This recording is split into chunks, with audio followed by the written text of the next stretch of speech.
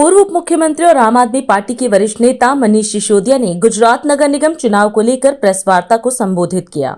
इस दौरान उन्होंने कहा कि वह पार्टी प्रत्याशियों का हौसला बढ़ाने और आपका विजन जनता के सामने रखने के लिए गुजरात पहुंचे हैं। सिसोदिया ने कहा कि पिछली बार सूरत की जनता ने 120 में से 27 सीटें देकर आप पर भरोसा जताया था। उन्होंने बीजेपी पर निशाना साधते हुए कहा कि राज्य में विकास के मोर्चे पर अपेक्षित काम नहीं हुआ है, जबकि आपके पार्षदों ने विपक्ष में रहते हुए स्कूलों और अस्पतालों में सुविधाएं बढ़ाने का काम किया। उन्होंने जनता से नगर निगम में पूर्ण बहुमत देने की अपील करते हुए शिक्षा, स्वास्थ्य, रोजगार और पानी पर टैक्स न लगने का वादा किया।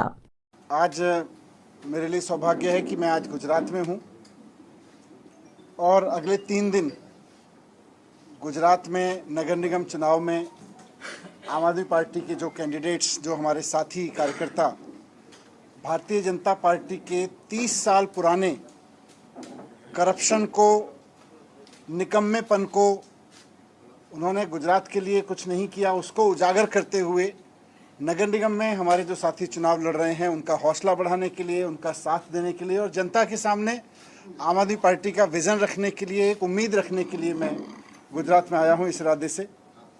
पिछली बार 5 साल पहले सूरत के लोगों ने 120 में से 27 सीटें देके भरोसा जताया था कि आम आदमी पार्टी के विज़न में, आम आदमी पार्टी की लीडरशिप में, देश को आगे बढ़ाने के लिए, एक आम आदमी की ज़िंदगी को सहूलियत देने के लिए आम आदमी पार्टी ने जो काम दिल्ली में करके दिखाए उन पर भरोसा करते हुए सूरत के लोगों ने ही 27 सीटें दे दी थी 120 में से। ये हमारे लिए बहुत बड़ी उपलब्धि थी उस वक्त।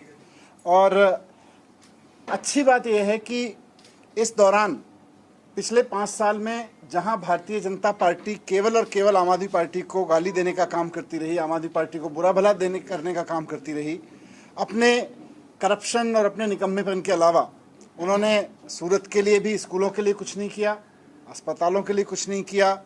जो मुद्दे सूरत के लोगों की ज़िंदगी से जुड़े हुए हैं, जो म्युनिसिपल इश्यूज़ हैं, उनके लिए कुछ नहीं किया। लेकिन आम आदमी पार्टी के पार्षदों ने विपक्ष में रहते हुए भी वो करके दिखाया जिसके लिए आम आदमी पार्टी बनी है। विपक्ष में रहते हुए भी आम आदमी पार्टी के पार्षदों ने स्कूल बनवाए, अस्पतालों में बेड्स बढ़वाए। हम सरकार में नहीं थे, लेकिन विपक्ष में रहते हुए भी पार्षद कमिटेड रहे कि स्कूल की पॉलिटिक्स, अस्पताल की पॉलिटिक्स का काम जारी रखा जाएगा, आम आदमी के बच्चों को पढ़ाने के लिए, भले ही सत्ता में नहीं मिले। तो हमारे पार्षदों ने वो काम किया। इस बार भी हम पूरे गुजरात में जहाँ जहाँ चुनाव हो रहे हैं, और लेकिन आज मैं सूरत में हूँ, तो सूरत में उसी विज़न के साथ, उसी भरोसे के साथ, उसी उम्मीद के साथ फिर से लोगों के बीच जा रहे हैं कि पिछली बार आपने हमें भरोसा करके 27 सीटें दी थी, इस बार पूर्ण बहुमत सूरत के नगर निगम में दें, ताकि हम उस विज़न पे काम कर सकें, उन ज़रूरतों पे काम कर सकें जो एक आम आदमी, सूरत का एक आम आदमी लोगों के अपनी सरकार से, अपने लीडर्स से, अपने म्युनिसिपल लीडरशिप से रखता है।